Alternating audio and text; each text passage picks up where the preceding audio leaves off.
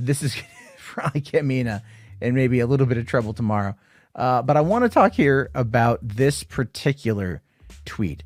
So, Star Wars Theory is, I would argue that Star Wars Theory is relatively controversial. Okay, that Star Wars Theory is relatively controversial, and as a result of that, like he ends up getting himself in a little bit of crap sometimes, especially when dealing with people on Twitter who, let's be fair, are generally pretty freaking stupid. So he has this tweet here where he says, one of the only things I want from the Obi-Wan show is Anakin Order 66 Jedi Temple flashbacks.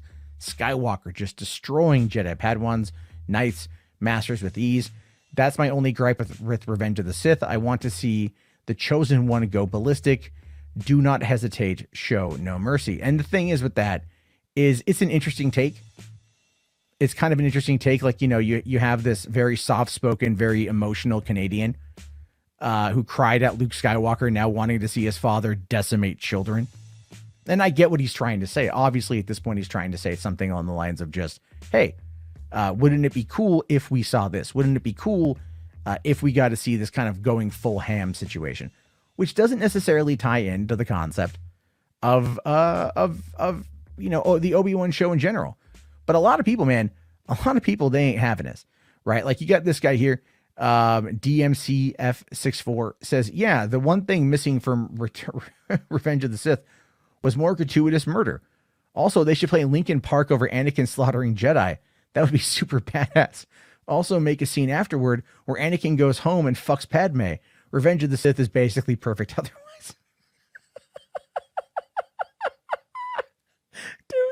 Dude, he just got wrecked. He just got wrecked on that one so hard. Ever Enemy here says it's a show for family children. Fortunately, those children grow up and wish to see more darker content.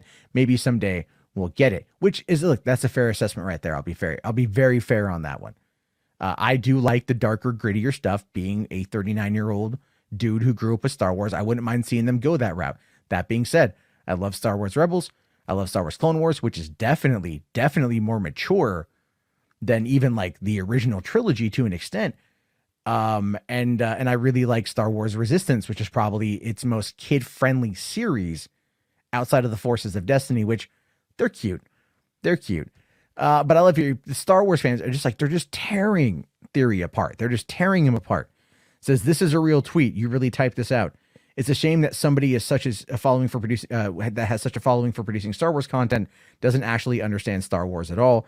I feel sorry for you. And this is actually a very fair point from Steve here. And the reason why I say that is because when you think about it, Star Wars Theory, what he is asking for here is a complete departure from the ideas and the ideals that Lucas espoused with his original films. The thing is, like, when you talk about Star Wars, like Star Wars in its essence is very anti-imperialistic, but the Empire was not based off of the Third Reich.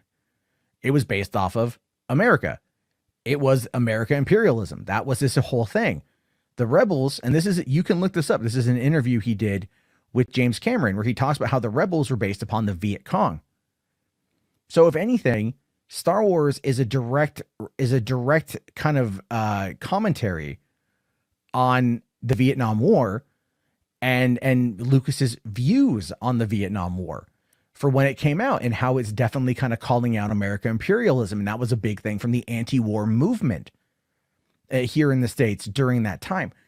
So, again, what Theory here wants is something that a lot of us would be happy to see, and like in a dark, edgy fucking Star, like Luke Skywalker fucks, right? Like you want to see him just bend Mara Jade over and just going with the lightsaber, hilt, right? That's what you want to see. That'd be cool. But in essence, we're never going to get that. And I think Filoni actually I got this clip here from Filoni.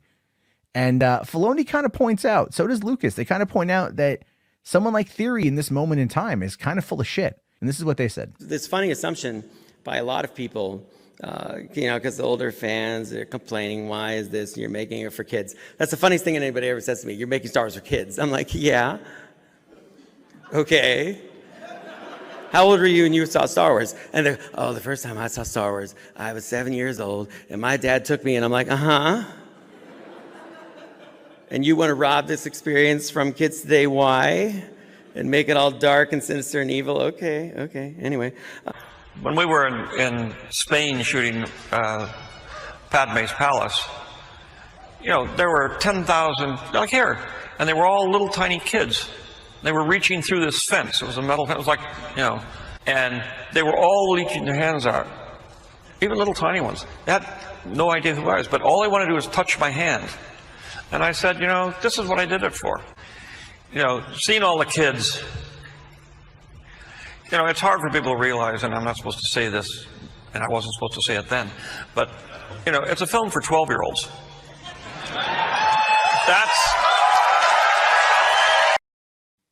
Yeah, it's a film for 12-year-olds. It's a series for 12-year-olds.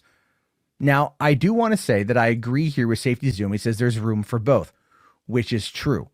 And I agree. And as much as I think that this particular take from Star Wars Theory is absolutely ridiculous and hysterical, and I'm pretty sure that, you know, he's going to, I haven't seen if he's responded to it yet, but I'm pretty sure there's tears involved because that's kind of how he rolls. And of course, you know, the Fandom Menace is going to come out and they're going to say things like, oh, he's being attacked and the left is trying to cancel whatever, dude. No one's trying to cancel Star Wars Theory. People are responding to this absolute nonsense BS take. Because look, while it would be cool to see Darth Vader, this is the problem. See, what I want from the Obi-Wan show is Anakin. All right. Anakin. No. By the time Anakin killed the younglings, he had already been promoted. He had risen as Darth Vader. So this isn't Anakin. This would be Vader doing all this kind of stuff. And that would be something cool. But this also kind of goes against, I think, even fucking Theory's own fan film, the Shards of the Past fan film, because it humanized Vader, right? That whole thing humanized Vader. Vader was feeling, Padme and thinking about Padme and everything else that happened. And that was the whole point of humanizing Vader was that fan film. And this completely, you know, goes against that ideal. And there's been a lot of questioning recently about Theory's credibility. And I'm not trying to like overly speak on that, but there's been a lot of stuff recently about Theory's credibility in regards to like whether or not the Star Wars fan base is ready to kind of move past someone like him. And if I'm being honest with you, I kind of agree with that. And I say that not to denigrate his content, but we're at a place now where Theory was big because there wasn't Star Wars content. You know, there wasn't a lot of it. And now we're at a place where we're getting a lot of it and we're getting stuff that's actually pretty good and that's actually generally liked by the overall fan base. So putting out Theory videos is ultimately going to end up getting him kind of in a position of putting out bad info. And I think a lot of people kind of go to him for these ideas. But you know what? Hey, everyone has their time. Everyone has a time when their stick kind of comes to an end. You know, and I'm not denigrating him. I think he makes excellent fan films. I think he makes I like his enthusiasm. You know, there's that. But I do think that in general, a lot of the kind of more normie Star Wars audience is just moving away from him. I think they're kind of done. And his transition, if you will, to the dark side of fandom by going over and buddying up with, you know, the Fandom Menace, right? For some reason, I don't know why. I don't know. Theory strikes me as the kind of guy that under no circumstances would ever associate with the Fandom Menace because all they do is shit on something that he loves.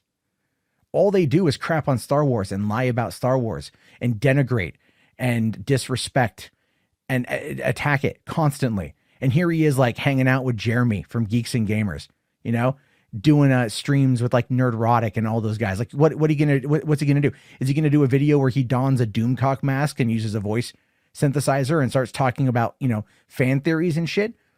Like this is a weird thing. And I think, a lot of people have talked to me about this and that they've been disappointed in him, that they've unsubscribed from him and that they've moved away from him because they don't like this new association. They don't like to see him go down this path. And then he puts out a tweet like this and it gets rightfully shit on, in my opinion. But a lot of people out there are I think, seeing him for, not to say, because there are people who think that he's not a true Star Wars fan. I don't believe that. But he has a stick. He has a shtick, and he has a niche. And I personally think that the Star Wars brand has moved away from that. I think people are getting tired of fake Star Wars news. Yeah, people still watch it, but I think in general, the overall fan base is just tired of the nonsense. And by him associating himself with the Fandom Menace, by him, again, kind of transitioning to the dark side of the fandom, he has put himself in a position to where he's making himself more or less what he hates. And that tells me that either he has lost his love for Star Wars, or the money is starting to dry up in some capacity, and he's looking for another way to kind of go forward. I don't know. I don't want to put thoughts in his head. I don't want to speak to his motives. But when you openly associate with people who are as bad as the Fandom Menace, it says a little bit about you, don't you think? I mean, just a wee bit, right?